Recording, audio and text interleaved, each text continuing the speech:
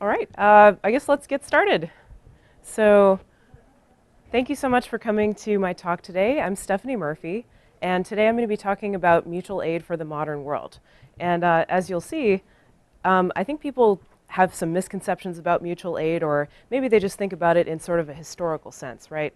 When you hear about mutual aid, you start thinking of lodge doctors and the fraternal societies and the benefit clubs that people used to have back in 1800s, and sort of how the state systematically eroded those things. But I'm here to tell you today that I think we can expand our definition of mutual aid to fit the modern world that we live in today. So I'm going to talk about that. And just some background about me. I live in New Hampshire, and I moved there as a participant in the Free State Project. My activism, I guess, if that's what you want to call it, involves volunteering for Free Aid, which is actually here providing volunteer first aid for the festival for Libertopia. And we do so for other events too. And I am a graduate student and also a talk radio host. I do a lot of different things, but that's just a little smattering. So I'm very interested in mutual aid, and that's why I chose to talk about that today. Okay, so this is some of the things that I hear when I ask people about mutual aid. This is this is actually a picture of my co-host Mark Edge on the show Free Talk Live, which I host on Sunday evenings, and he's sneering at the camera there. Mutual aid, what is that? Is that like mutualism? What are you, some kind of communist? Mutual aid, you mean like the Freemasons? What are you, in the Illuminati or something? Mutual aid, oh yeah, like they used to have back in the 1800s. That's sort of an old-timey thing. Nobody does that anymore, right? Well, this talk is aimed at showing you why none of these are actually true. So what actually is mutual aid? It's basically people helping one another out. And the key word here is mutual. And mutual aid is different from charity, I think, because charity implies sort of like one person is giving to another with no expectation of return, I guess, or direct return. Mutual aid is sort of people pooling resources, combining talents and stuff like that for everyone's success. So it's sort of aimed at grouping people together and pulling everyone up. Why is it important? I think people who are interested in liberty should take a real interest in mutual aid because it's very important for creating alternatives to some of the services that are provided by the state, whether we want to have them or not. Stuff like healthcare, like childcare services, like schools, like insurance, like banking services, financial services. There's all kinds of things, transportation. There are all kinds of things that people wonder how they would be provided in a society that is stateless. How would we get healthcare? How would we have transportation? How would people manage their lives or their risk, have insurance? Well, mutual aid is a great answer to a lot of those questions. Another thing about mutual aid is that it sort of tends to lift people up who are marginalized by society. Historically, people who have engaged in mutual aid the most have been groups of immigrants, women, other people who maybe didn't have so much social power back in the past. Although things are getting better, things like mutual aid can still help people be lifted up. Increasing people's standard of living, like when we get together and pool our resources, everybody is better off. I think that's a really interesting concept that could apply to anybody, regardless of where they stand. We're all better off if we have a little help from our friends, so to speak. And creating community, having a network of people, it's sort of a voluntary safety net, and again, an alternative to services that are provided by the state.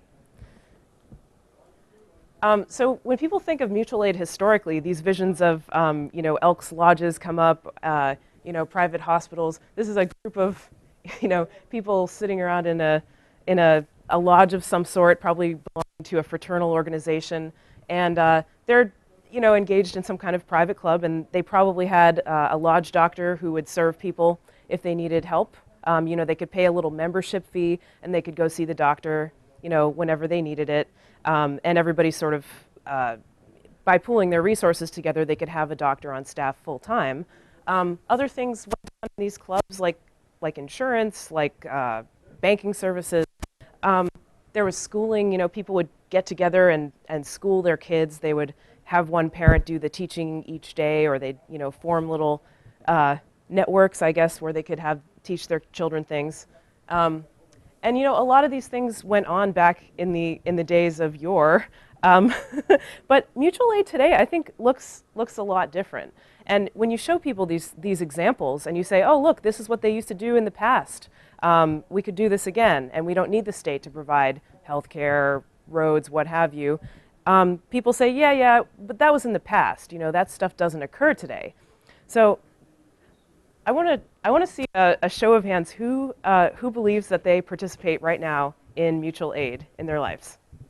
Okay, so a couple people. Probably I gave away the secret of the talk a little early. But this is basically the point of what I want to talk about today. If you don't think that you participate in mutual aid right now, you may be surprised to find out that you probably already do. Because I think we can expand our definition of mutual aid, especially to include some of the things that go on the internet, which has allowed us to take these services and these clubs and these organizations from local really all the way to global. So yeah, this is basically, I want to show you how diverse mutual aid can be and point out some examples. So mutual aid is a process that's driven by the market. Nobody plans it centrally. Nobody controls it. There's no bureaucrat sitting up from on high and saying, okay, well, you form this club to do this, and you form this carpool and this daycare to do that. Nobody does that. So basically what happens is these groups evolve spontaneously to serve people's needs. And they evolve based on what people need to accomplish, right? So it's a very diverse and varied process. In mutual aid now, in the modern world, you see everything from a very focused scope, like to a local community, maybe people who live in the same place, to people reaching out all over the world, literally, with the internet, to help other people, maybe in different countries. In the past, I think many of the mutual aid societies were religiously based, or they had a requirement for membership that you be part of a certain religion or a certain ethnic group or a gender or whatever. Nowadays, you see a real diversity. I mean, some mutual aid organizations are really completely secular. Some have no requirements for membership, and some have some stringent requirements.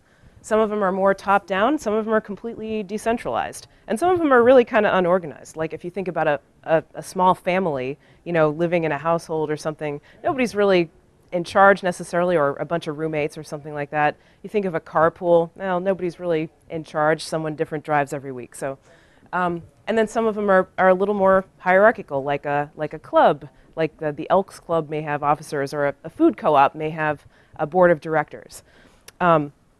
So yeah, I think there's a lot of diversity in the mutual aid that we see today. I'm just going to start off talking about this. These are 7 cooperative principles. And I think probably everybody here is familiar with co-ops, but may not be familiar with these principles, which many co-ops today actually follow as their organizational principles.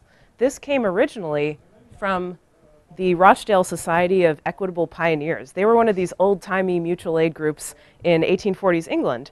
And they started, what's generally considered to be the first kind of organized cooperatives in that era. And they had these principles that they wanted their cooperatives to follow. So these have been updated a little bit over the years to reflect more modern times. But if you have like a food co-op that you shop at, they probably follow these principles. And they're voluntary and open membership, so nobody has to participate. It's completely voluntary, but anybody can participate. They're not going to discriminate, based on arbitrary stuff like race, gender, age, ethnicity, stuff like that. There are motivations and rewards for participating, which means, you get perks for being a member of the co-op, because seeing as how it's voluntary, they want to encourage people to join. So maybe if you join a food co-op, you get dividends back, or you get other perks, or maybe just the benefits of knowing that you're being involved in the community, something like that. They have democratic member control, meaning one member, one vote, and they are owned by the members. So there may be like a board of directors or somebody that kind of steers the organization, but the ownership is, the shares of the co-op are with the members. So some people really like that because it's more direct control. And then they have democratic control also over the capital, like the stuff and the money that the co-op holds. It's controlled by voting from the members. And they have, some limitations on how members can be compensated. It's usually co-ops are structured as not for-profit organizations. So the idea is, you can give some rewards back to the patrons, but it's really not the main goal of the business to make a profit. So autonomy and independence. Co-ops are independent animals, I don't know what, organizations, I guess that's what you call it, but they cooperate with other co-ops. So there's like sort of a network of co-ops that link in with each other. And then concern for the community.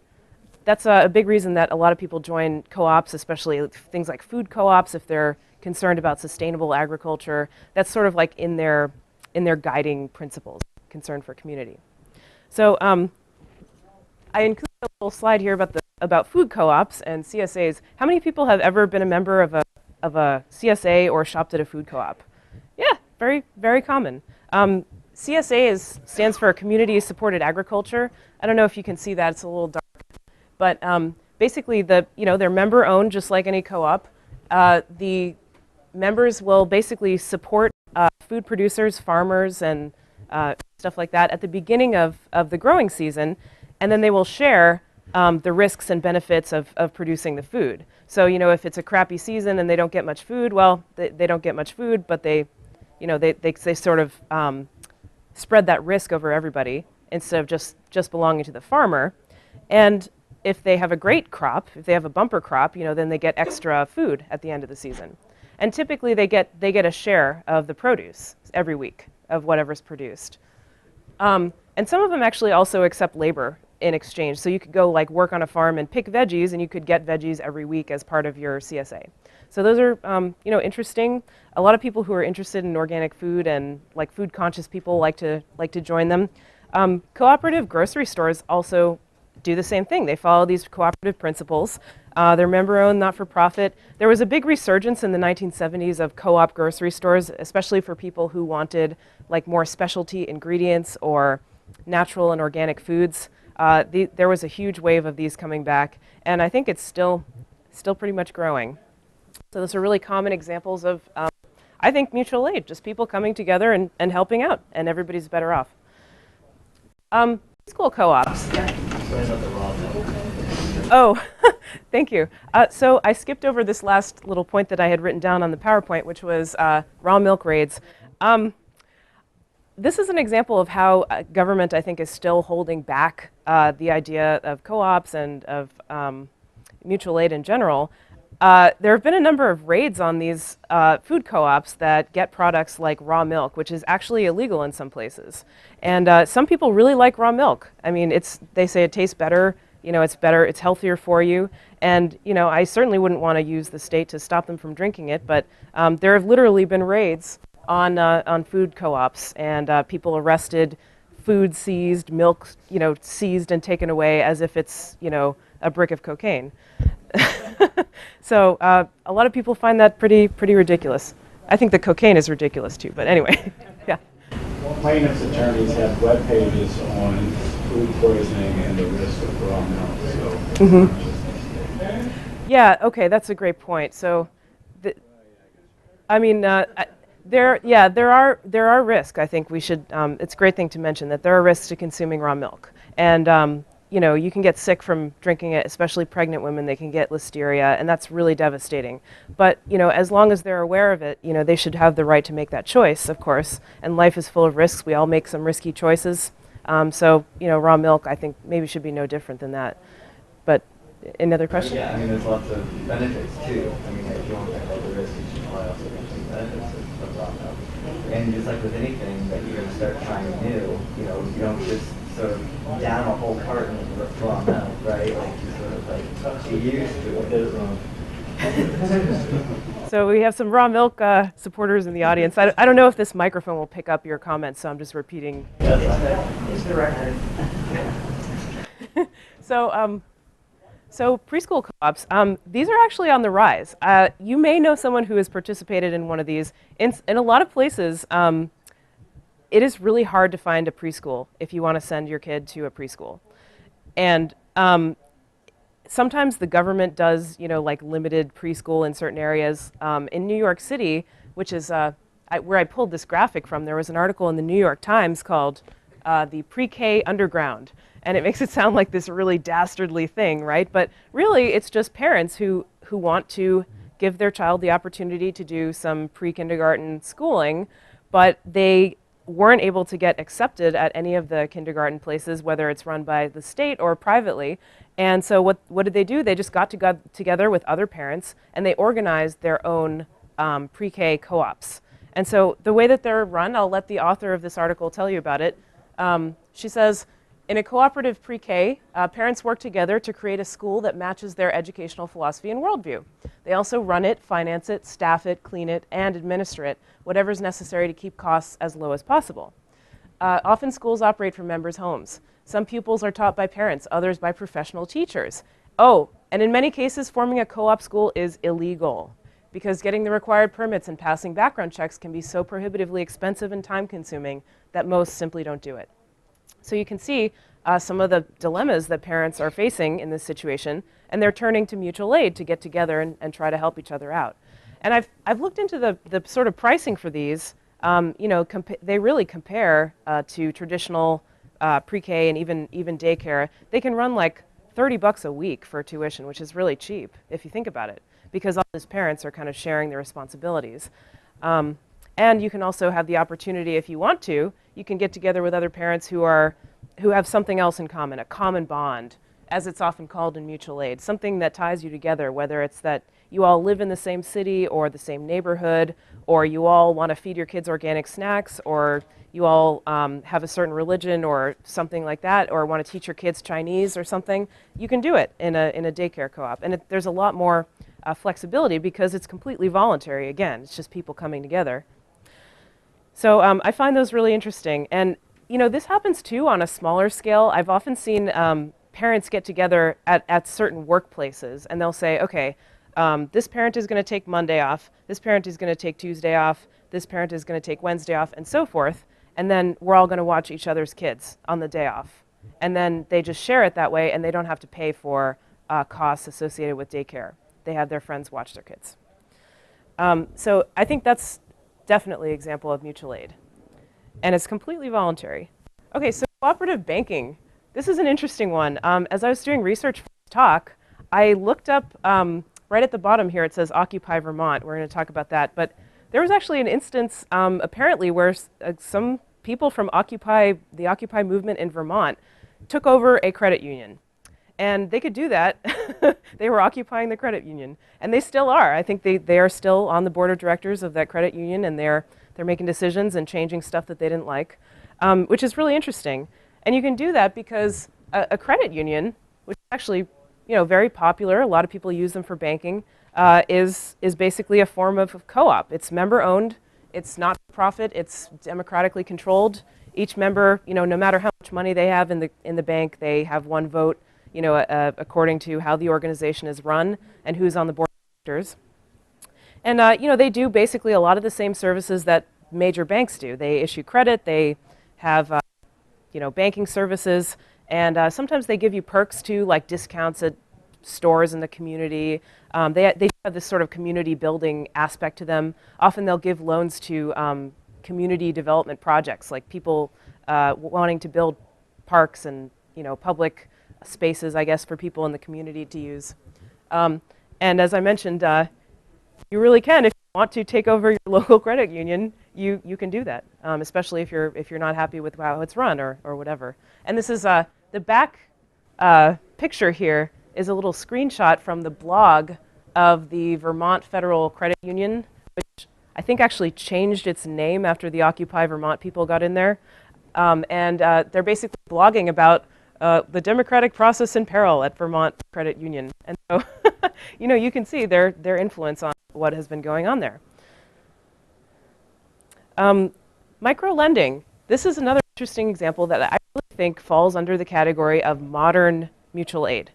And now this is like maybe a little bit more toward the charity side because there is sort of this dynamic between a lender and a borrower, right? But what it is basically is small lenders who are not like professional lenders by any means. They're just people, basically, usually, get together, and then they give loans, small loans to people, usually in developing countries.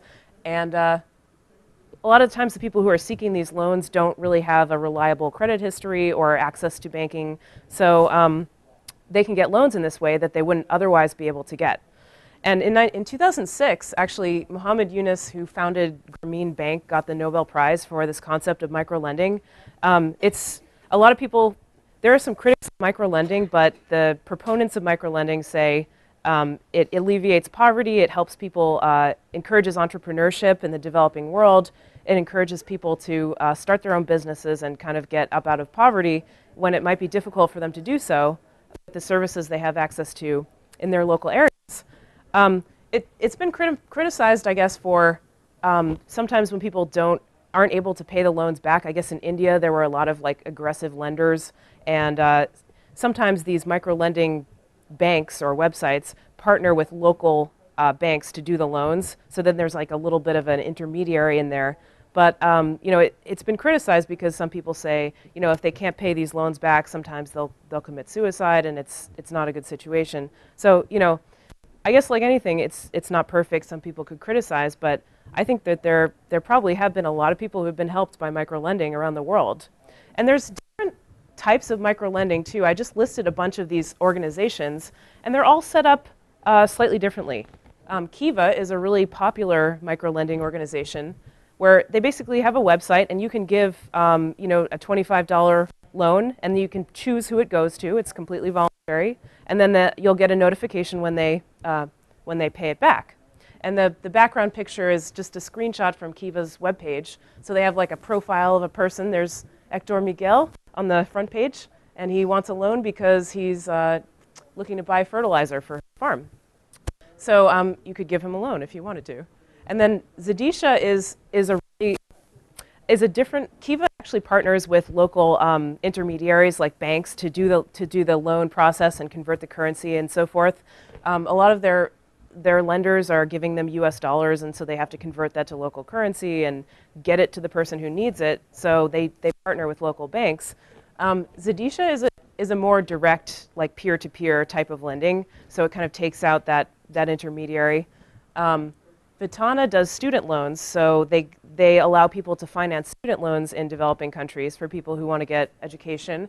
Then there's, you know, a bunch of other ones. There's Count Me In, that's specifically for women. And microlending has been touted as one of these things that really helps, especially women in developing countries, start their own businesses and sort of empower them economically. So, and the reason I think this is mutual aid, even though it does sort of have this borrower-lender dynamic, is that there are a bunch of lenders getting together. It's not just one big bank that's issuing credit to somebody. It's a bunch of people. And also, they get a benefit from it. I mean, they get the benefit of knowing that they help somebody else out. Even somebody they've never met before, except maybe seen a picture of them on the internet, then they get to help. And maybe they even indirectly reap benefits through the growth of the global economy. Crowdfunding, that's another one. I really do think this is mutual aid too. And this is what I mean when I say we can expand our definition to include the internet helping with mutual aid. So how many people have financed a project on Kickstarter or donated something, you know, a documentary they wanted to see made or a product they wanted to see made? Let me see a show of hands. Yeah, it's very popular. So there are a lot of different crowdfunding ways that you can do crowdfunding. Kickstarter is one of the most well-known ones. And I just showed a screenshot from somebody who wanted to basically make a new kind of video game console called the Ouya, has an interesting name. And they had set a goal of $950,000, but it was so popular that they actually raised $8.5 million as of yesterday. So this can be a very effective method of raising funds if you have enough promotion and if you have a good idea that people like.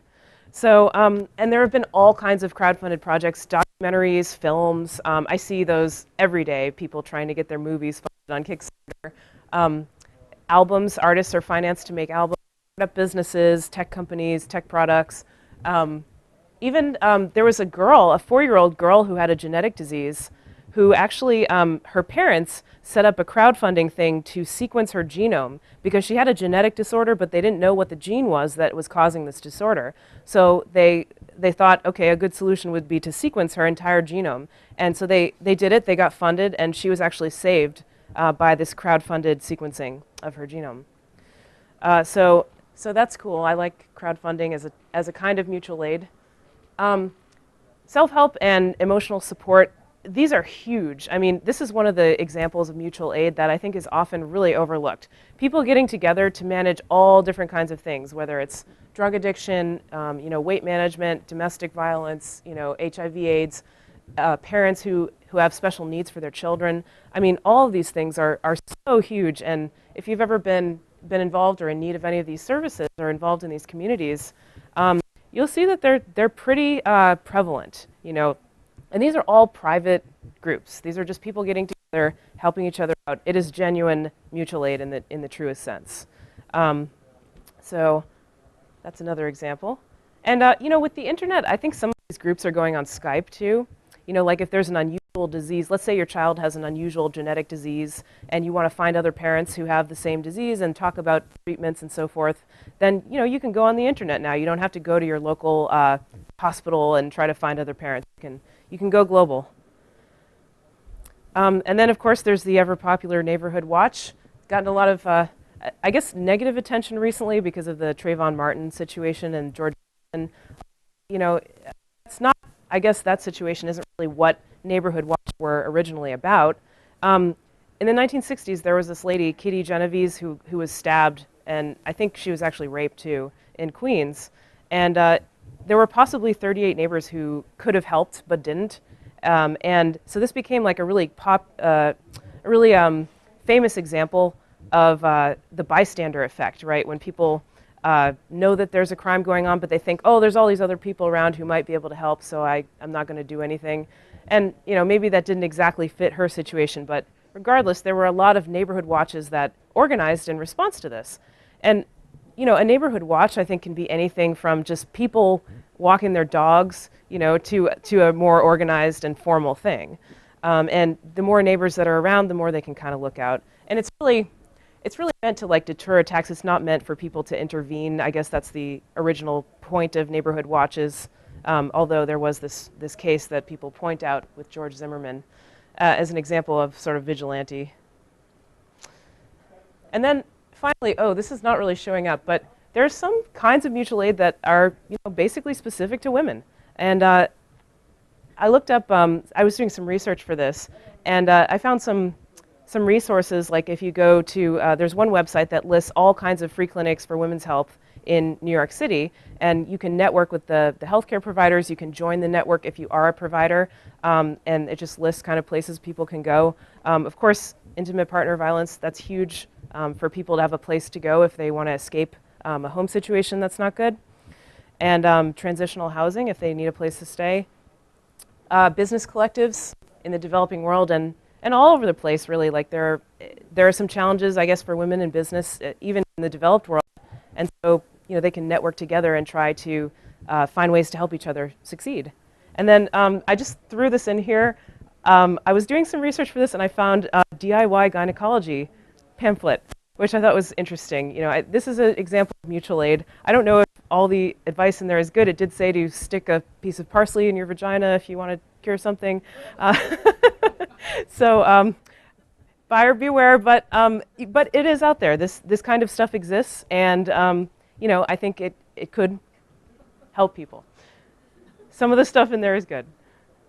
And then finally, I think on a small level, stuff like shared housing, and I'm just going to look at the time.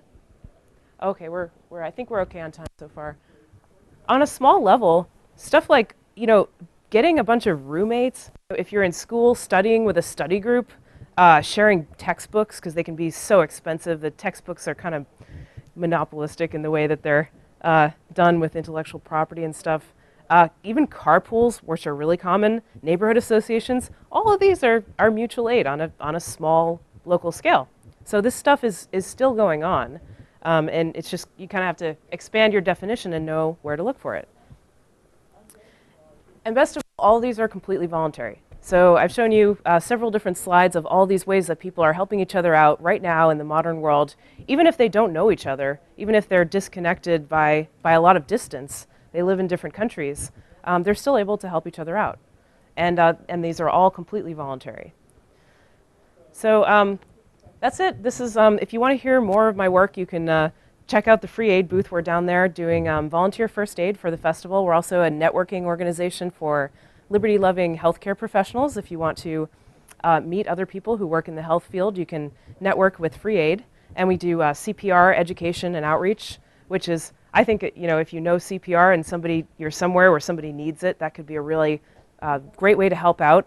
I have a podcast called Pork Therapy. It's a weekly radio show, and then I do bonus content. And then I also am a Sunday night host of the show Free Talk Live, which is a nationally syndicated radio show. And another shameless plug, I recently created an audiobook. I narrated and produced an audiobook of Markets, Not Capitalism. You may be hearing about it. I think tomorrow there's a panel on Markets, Not Capitalism with some of the authors and the editors of that book. And I have a free audiobook that's available for download if you're interested. In that book, there are lots of essays about mutual aid and about, kind of grassroots people helping each other out. And so you may be interested if you were interested in this talk.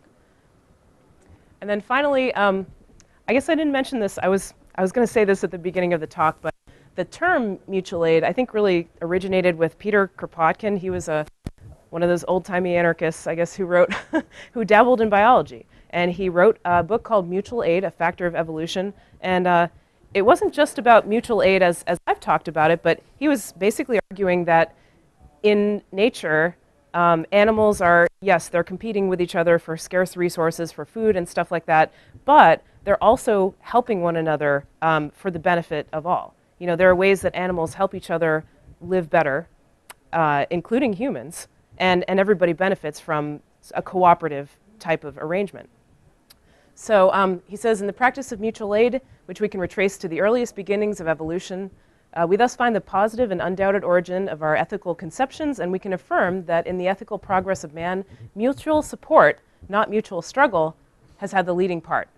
In its wide extension, even at the present time, we also see the best guarantee of a still loftier evolution of our race. So that's it for today's talk, and thank you so much for your attention. Does anybody have any questions? Back to the previous slide. Yep. Question? One issue on mutual aid is whether or not people involved in the process are friends or have a face-to-face relationship. Mm-hmm. And you might almost divide the whole field that way, because like on the microlending, that's the problem they got into. The original theory was you had a group of women that were part of it, and so they were all responsible. So they lent other women they knew, and the woman who borrowed knew the women were expecting her to pay back and so forth. So when it became more like commercial and distant, then that bond got lost. So one of the strengths of mutual aid is the personal tie that's lost. Yeah, so I'm just going to repeat your comment because I think the microphone will only pick up my voice, but you basically said that it's, one of the original strengths of mutual aid is the face-to-face connection and the community building aspect. And sometimes maybe when people are far removed, like they only know each other on the internet, there's less of an incentive to, for instance, pay a loan back or something like that. And yeah, I can definitely see that that's true. I think there are also other benefits, though, that come with maybe some of the more distance types of mutual aid, which is that basically you have a wider pool of lenders, you have more people available to help out. So yeah, I think both are very important. Question? Do you consider an organization where, say, the person doing the organizing, but it's essentially mutual aid people like, but somebody's profiting from that? Is there a mutual aid organization that's for profit? For-profit mutual aid, and I can think of many examples. One is like a lending pool, where the person who sort of organizes it sort of makes sure that people pay their payments, gets a certain benefit from that. Usually there are all people who know each other too, but But I see. nonetheless, the person who organizes it, because their incentives get paid a little bit more than the other people. Also like a bookie, the same kind of thing. A book what? Oh, a bookie. In a sense, that's a mutual aid society if you want to place bets on something, but the bookie gets a special benefit, but he also has a special responsibility. Yeah.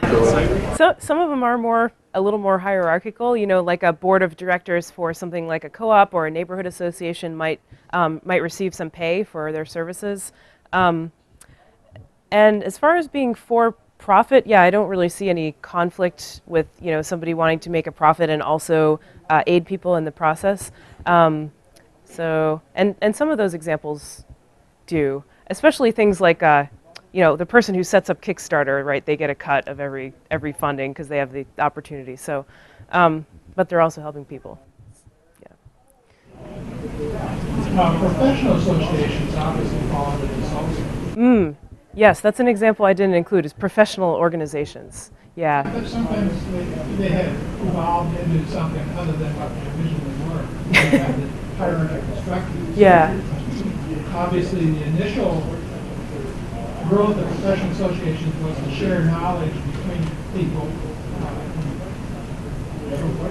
Yeah, so professional organizations, you know, can be great for career building, professional development. I think I may have included a little point on there, but I can't forget. I think I forgot whether I put it in there, but just about people who get together to practice interviewing skills, job interviews, on-the-job training, continuing medical education, stuff like that. Some of these professional organizations, yeah, I think have maybe evolved beyond what they started as, because some of them want to get stuff from the government and lobby the government for stuff for their profession, or to restrict membership. Yeah, it can become a guild, but yeah, I think that definitely counts as mutual aid. There's actually a lot of overlap between our talks, which is good. And I guess my focus was a little bit of what we could do as libertarians to encourage more, I call them institution building, but mutual aid, pretty similar. So what do you think? What do you think we need? Why don't you think we've done more? And any thoughts on what we can do to start helping each other as libertarians? That's an interesting question. So why don't libertarians do more mutual aid, and what can we do? Wow, great question. I think people who are interested in liberty often tend to be very individualistic, and you know, don't necessarily having other people help them out or helping other people out may not be the first thing on their mind. But you know, hopefully with people talking about it and people actually doing it, like people putting it into practice, you have the Society of Libertarian Entrepreneurs, right, that you're involved with, and then I do free aid, and I think maybe leading by example, and people will see the benefits to being involved in those organizations, whether it's helping them get jobs or helping them learn new things or helping them live healthier lives or whatever, and then they'll naturally want to be involved. That's the thing with a voluntary organization. It's the perks, I think, will draw people in, but then there are other perks like helping out. I'm really glad to hear that all these things are going on. This overlaps a little bit with my talk, too, about walking the walk, not just talking about it. Yeah. And I do think libertarians need to be more involved in these kind of things. And we need to learn more about them, because this is the kind of, people don't care about what happened in history in the 19th century. They want to know what's going on right now. And there are all kinds of things going on right now. We need to educate ourselves. And there really isn't a book out there. There are some things. There's a few books that tell you a little bit. And if you're interested, I have a reading list on my table about that lists some of the things that are going on right now. If you like, it has one book called How to Be an Everyday Philanthropist. It has Kiva and the Grameen Bank and that kind of stuff. The other book talks about co-ops that are going on right now. So if you want to educate yourself, come get my reading list and it'll have those two books. But we need more. We need more people writing about it. I think we need a social services think tank but nobody wants to contribute to that. People with lots of money just want more economics think tanks. But that's not enough. That's fine, but we need more of this kind of stuff. If we want to encourage, we need actual living examples of voluntary services. And I think your talk was great. I'm thrilled. Oh, thank you so much, Sharon. That really means a lot to me. And yeah, I agree. I think there is maybe a tendency among libertarians to think of social services as being exclusively provided by government, and oh, icky, I don't want to even think about that. Let's focus on economics and other things. But actually, these are really needed services, and they can be provided on a voluntary basis. So yeah, why not? Let's do it. And then just to repeat, so the microphone picks it up, your books that you have. I know you have a book called What to Do When You Don't Want to Call the Police. Is that your book, or is No, that's Joan Kennedy Taylor's. Joan Kennedy Taylor, yes, okay. Well, I do have a practical book. It's called Standing Up to Experts and Authorities. Standing Up to Experts and Authorities, Sharon's book. And what were the other ones you mentioned? There's one called How to Be an Everyday Philanthropist. Okay, yes, How to Be an Everyday Philanthropist. And there's one on the history of co-ops and cooperative movements. I don't have the exact title right now, but I have it on the reading list down at my table. Great, and the history of co-ops. Thanks. And another question? Yeah, I just think to the whole question of why more libertarians aren't involved and how to get them more involved is, I think, not a lot of people recognize that this is actually a tremendous opportunity to show how a free society can work.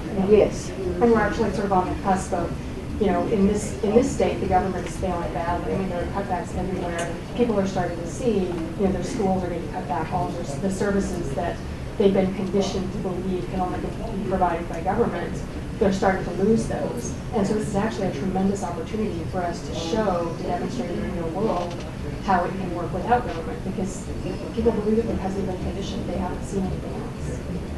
Yeah, I agree. It's a huge opportunity to do outreach, and people will see it and say, hey, it's voluntary. Maybe this can work. I like that. Yeah. You may have mentioned time banking. Did you mention time banking? Time making? Time banking. Oh, time banking. I haven't. No, tell me about it. I just joined the Arroyo Seco Time Bank in Los Angeles County. Okay.